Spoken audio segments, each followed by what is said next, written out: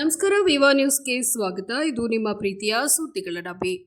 ಹಲವು ದಿನಗಳಿಂದ ವಕೀಲರ ಸಮಸ್ಯೆಗಳಿಗೆ ಸ್ಪಂದಿಸದೆ ಸಮಸ್ಯೆಗಳನ್ನು ಬಗೆಹರಿಸದೇ ಇರುವ ರಿಜಿಸ್ಟ್ರಿ ಹಾಗೂ ಆಡಳಿತದ ವಿರುದ್ಧ ಬೆಂಗಳೂರು ವಕೀಲರ ಸಂಘದ ವತಿಯಿಂದ ಹೈಕೋರ್ಟ್ ಮುಂಭಾಗ ಧರಣಿ ಹಮ್ಮಿಕೊಳ್ಳಲಾಗಿತ್ತು. ಕಾರ್ಯಕ್ರಮದಲ್ಲಿ ಭಾಷಣ ಮಾಡಿದ ವಿವೇಕ್ ಸುಬ್ಬಾರೆಡ್ಡಿ, ಅಧ್ಯಕ್ಷರು ಬೆಂಗಳೂರು ವಕೀಲರ ಸಂಘ, ಹಿರಿಯ ವಕೀಲರು, ಉಚ್ಚ ನ್ಯಾಯಾಲಯ ಕರ್ನಾಟಕ, ಇವರು ಕೋರ್ಟ್ನಲ್ಲಿ ನಡೆಯೋ ಕಾರ್ಯವೈಖರಿಗಳ ಬಗ್ಗೆ ಮಾತನಾಡಿದ್ದಾರೆ. ಒಂದು ಕೇಸನ್ನ ಟೇಬಲ್ ಮೇಲೆ ತರಲು ಲಂಚ ನೀಡಬೇಕಾದ ಪರಿಸ್ಥಿತಿ ಲಾಯರ್ಗಳಿಗಿದೆ ಅಂತ ಅವರು ಮಾತನಾಡಿದ್ದಾರೆ. ಇಂಥ ಹಿರಿಯ ವಕೀಲರ ಕಥೆಯೇ ಈ ಥರ ಆದರೆ ಮುಂದೆ ಬರುವ ಕಿರಿಯ ವಕೀಲರ ಕತೆ ಏನು ಮತ್ತು ಇವರಿಗೆ ಕೇಸ್ ಕೊಡುವ ಕಕ್ಷಿದಾರರ ಕತೆ ಏನು ಅನ್ನೋದು ನಮ್ಮ ಮುಂದಿರುವ ಯಕ್ಷ ಪ್ರಶ್ನೆ. ಅಸ್ತಿತ್ವದಲ್ಲಿದೆ.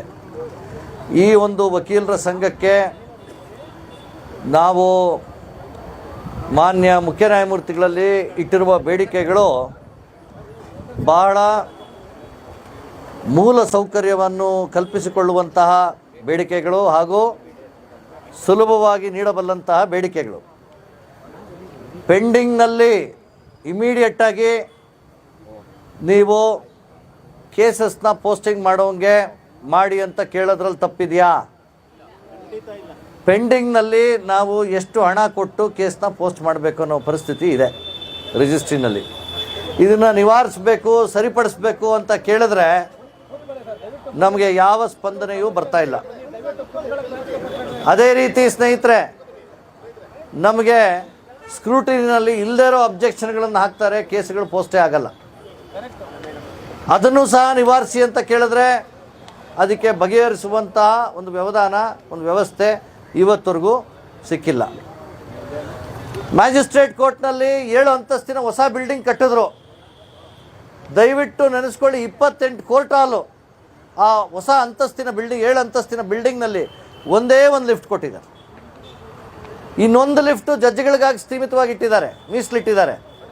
ಆಯಿತು, ಜಡ್ಜ್ಗಳು ಕೋರ್ಟ್ಗೆ ಹೋದ್ಮೇಲೆ ಕೊಡ್ಬೋದಲ್ಲ ಲಿಫ್ಟು 11ರಿಂದ 5 ಗಂಟೆವರೆಗೂ, ಅದು ನೀಡ್ತಾ ಇಲ್ಲ. ವೃದ್ಧರು, ಭಾಳ ಬಲಹೀನರು ಒಂದನೇ ಫ್ಲೋರಿಂದ 7ನೇ ಫ್ಲೋರ್ವರೆಗೂ ನಡೆಯೋದು ನೋಡಿದ್ರೆ ನಮಗೆ ಬಹಳ ಬೇಸರ ಆಗುತ್ತೆ.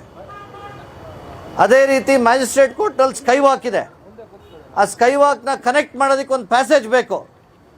ಆ ಪ್ಯಾಸೇಜ್ ಮಾಡೋದಕ್ಕೆ ಒಂದು ಸುಲಭವಾದ ಒಂದು ಗೋಡೆ ಕಟ್ಟಬೇಕಷ್ಟೇ, ಅದನ್ನು ಸಹ ಮಾಡಿಲ್ಲ. ಇವಾಗ ಏನಾಗಿದೆ ಅಂದರೆ, ವ್ಯವಸ್ಥೆ ಏನಾಗಿದೆ ಅಂತಂದರೆ, ವ್ಯವಸ್ಥೆಯಲ್ಲಿ ಯಾರು ಮುಖ್ಯಸ್ಥರು, ವ್ಯವಸ್ಥೆಯಲ್ಲಿ ಜಡ್ಜ್ಗಳ ಮುಖ್ಯಸ್ಥರ, ಕಕ್ಷಿದಾರರ ಮುಖ್ಯಸ್ಥರ ಅಥವಾ ಲಾಯರ್ಗಳ ಮುಖ್ಯಸ್ಥರ? ಇದರಲ್ಲಿ ಕಕ್ಷಿದಾರರ ದೇವರುಗಳು ನ್ಯಾಯಕ್ಕಾಗಿ ಬರ್ತಾರೆ. ಅವ್ರು ಇಲ್ಲದೇ ಇದ್ದರೆ ನಾವಿಲ್ಲ, ಜಡ್ಜ್ಗಳು ಇಲ್ಲ, ಲಾಯರ್ಗಳು ಇಲ್ಲ.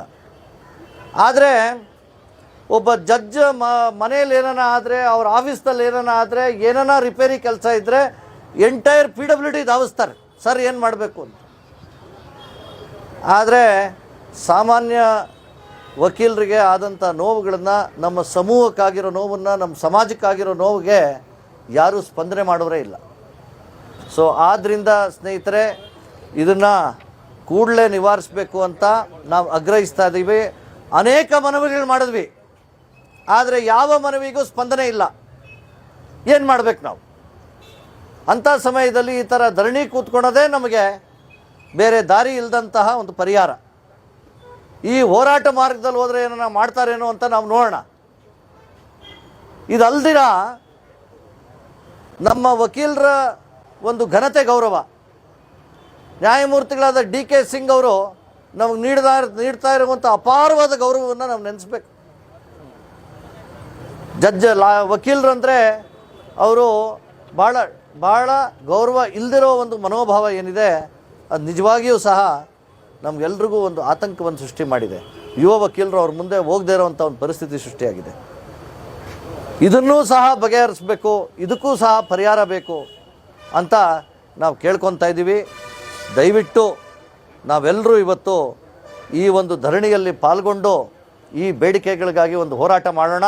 ಸಾಮಾನ್ಯವಾಗಿ ಕಾರ್ಯಾಂಗ ವಿರುದ್ಧ ಹೋರಾಟ ಮಾಡೋದು ಉಂಟು, ಅಥವಾ ನಮ್ಮ ನ್ಯಾಯಾಂಗ ವಿರುದ್ಧ ಹೋರಾಟ ಮಾಡೋದು ಕಡಿಮೆ. ಆದರೆ ಜನರಿಗೆ ಒಂದು ಪ್ರಜ್ಞೆ ಬರಬೇಕು. ನ್ಯಾಯಾಂಗ ವಿರುದ್ಧ ಹೋರಾಟ ಮಾಡ್ತಾ ಇರೋದಕ್ಕೂ ಸಹ ನಮ್ಮ ಹಕ್ಕುಗಳಿಗೆ ಹೋರಾಟ ಮಾಡೋ ಪರಿಸ್ಥಿತಿಗಳು ನಿರ್ಮಿತವಾಗ್ತವೆ. ಆಗ ಬೇರೆ ವಿಧಿ ಇಲ್ಲ. ನಾವೆಲ್ಲರೂ ಸಹ ಸೇರಿ ನಮ್ಮ ಒಗ್ಗಟ್ಟಿನ ಹಾಗೂ ಶಕ್ತಿಯ ಪ್ರದರ್ಶನವನ್ನು ಮಾಡಬೇಕು. ಈ ವ್ಯವಸ್ಥೆ ಇರೋದು ಕೇವಲ ನ್ಯಾಯಮೂರ್ತಿಗಳಿಗಲ್ಲ, ಈ ವ್ಯವಸ್ಥೆ ಇರೋದು ಆ ಬಡವ ಕಕ್ಷಿದಾರ ಬರ್ತಾನಲ್ಲ ಅವನಿಗಿರೋದು ಈ ವ್ಯವಸ್ಥೆ. ಆದ್ದರಿಂದ ನಾವು ಈ ನಿಟ್ಟಿನಲ್ಲಿ ಹೋರಾಟವನ್ನು ಮಾಡೋಣ. ಯಾವುದೂ ಸಹ ಸಂದೇಹ ಬೇಡ. ಜಡ್ಜ್ಗಳಿಂದ ಗೌರವ ಕಲ್ಪಿಸ್ಕೊಳ್ಳೋದಕ್ಕೆ ನಾವು ಒಂದು ಧರಣಿ ಮಾಡಬೇಕಾಗಿದೆ. ಇವತ್ತು ನೋಡಿ ನಮ್ಮ ಪರಿಸ್ಥಿತಿ, ಗೌರವ ಕೊಡಿ ಅಂತ ಕೇಳೋದಕ್ಕೆ ಒಂದು ಹೋರಾಟ. ಇಂಥ ಒಂದು ಪರಿಸ್ಥಿತಿ ನಿರ್ಮಾಣ ಆಗಬಾರ್ದು. ಜಡ್ಜ್ಗಳು ತಮ್ಮ ಸೀಮಾ ಗಡಿಯಲ್ಲಿ ತಾವು ಅವರು ಕಾರ್ಯಪ್ರವೃತ್ತರಾಗಿ ನ್ಯಾಯ ವ್ಯವಧಾನವನ್ನು ಮಾಡಬೇಕು. ನಾವು ಪೋಸ್ಟಿಂಗ್ಗಳಿಗೆ, ಕೇಸ್ ಪೋಸ್ಟಿಂಗ್ಗಳಿಗೆ ನಾವು ಇವತ್ತು ಖರ್ಚು ಮಾಡ್ತಾರೋ ಹಣ ನೋಡಿದ್ರೆ ನಮ್ಮ ಫೀಸ್ಗಿಂತ ಜಾಸ್ತಿ ಹಣವನ್ನು ಬನ್ನಿ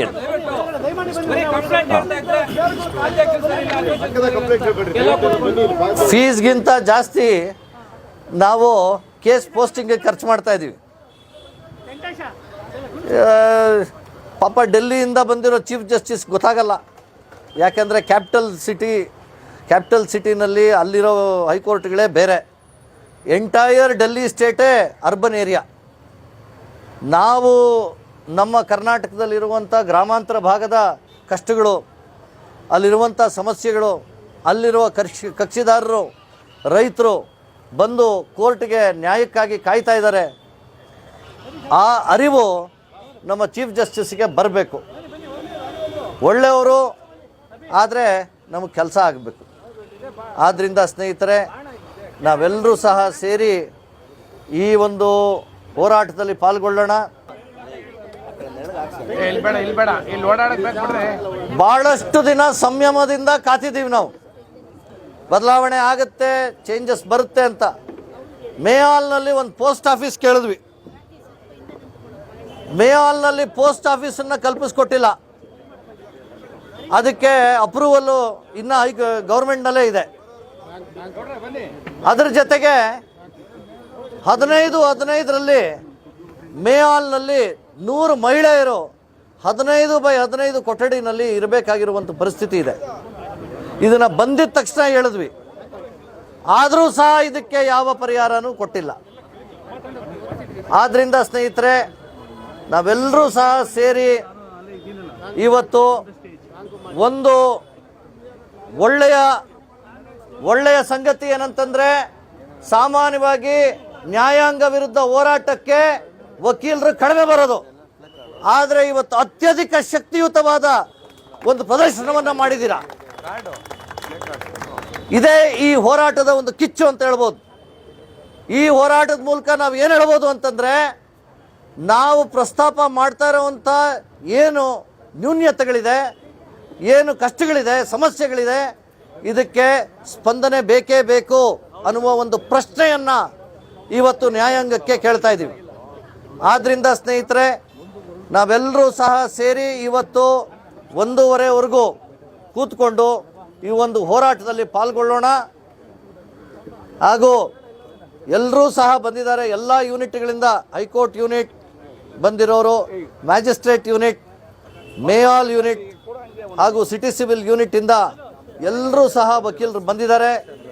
ಬಂದು ಇನ್ನು ಮುಂದೆ ನಾವು ಏನು ಮಾಡಬೇಕು ಹೇಳಿ ಅಂತ ಕಾರ್ಯಪ್ರವೃತ್ತರಾಗಿ ಕೇಳೋದಕ್ಕೆ ಸಿದ್ಧರಾಗಿದ್ದಾರೆ. ಈಗ ನಾವೆಲ್ಲರೂ ಕೂಡಿ ಈ ಪ್ರದರ್ಶನೆಯಲ್ಲಿ, ಈ ಒಂದು ಪ್ರತಿಭಟನೆಯಲ್ಲಿ ಪಾಲ್ಗೊಳ್ಳೋಣ. ಇಡೀ ಕರ್ನಾಟಕದಿಂದ ಫೋನ್ ಬರ್ತಾ ಇದೆ. ಎಲ್ಲ ಬಾರ್ ಅಸೋಸಿಯೇಷನ್ಗಳಿಂದ ಪ್ರತಿಭಟನೆಯನ್ನು ಮಾಡ್ತಾ ಇದ್ದಾರೆ. ಬೆಂಗಳೂರು ವಕೀಲರ ಸಂಘ ಒಂದು ಕೂಗು ಕೊಟ್ಟ ಮೇಲೆ, ಸರ್ ನಾವು ಏನು ಮಾಡಬೇಕು ಹೇಳಿ, ನಿಮಗೆ ತೊಂದರೆ ಆಗ್ತಾ ಇದೆ. ನಾವು ಅವ್ರಿಗೆ ಹೇಳಿದ್ದೀವಿ, ಯಾರು ಜಡ್ಜ್ಗಳು, ನ್ಯಾಯಮೂರ್ತಿಗಳು ನಿಮ್ಗೆ ಗೌರವ ಕೊಡ್ತಾ ಇಲ್ಲ ನಿಮ್ಮ ಹಂತದಲ್ಲಿ, ತಾಲೂಕು ಮಟ್ಟದಲ್ಲಿ, ದಯವಿಟ್ಟು ರಿಪೋರ್ಟ್ ಮಾಡಿ ಹೈಕೋರ್ಟ್ಗೆ. ಯಾಕಂದರೆ ಗೌರವ ಕೊಡದೇ ಇರುವಂಥ ಪರಿಸ್ಥಿತಿ ಯುವ ವಕೀಲರು ಯಾವತ್ತೂ ಸಹ ಎದುರಿಸಬಾರ್ದು. ವಕೀಲರು ಗೌರವ ಕೊಡಬೇಕು, ಗೌರವ ತಗೊಬೇಕು. ಆದರೆ ನ್ಯಾಯಮೂರ್ತಿಗಳು ಸಂಯಮದಿಂದ ಪ್ರತಿಯೊಬ್ಬ ಯುವಕನಿಗೂ, ಪ್ರತಿಯೊಬ್ಬ ವಕೀಲನಿಗೂ ಕೊಡಬೇಕಾದಂಥ ಗೌರವವನ್ನು ಕೊಡಲೇಬೇಕು. ನಿಮ್ಮ ತೀರ್ಪು ಏನೇ ಇರಲಿ, ತೀರ್ಪು ಏನೇ ಬರೀರಿ, ನಾವು ಕೇಳ್ತಾ ಇಲ್ಲ. ಆದರೆ yes gentlemen, what do you want to say ಅನ್ನೋ ಒಂದು ವ್ಯವಧಾನ ಇರಬಾರ್ದಾ ನ್ಯಾಯಮೂರ್ತಿಗಳಿಗೆ?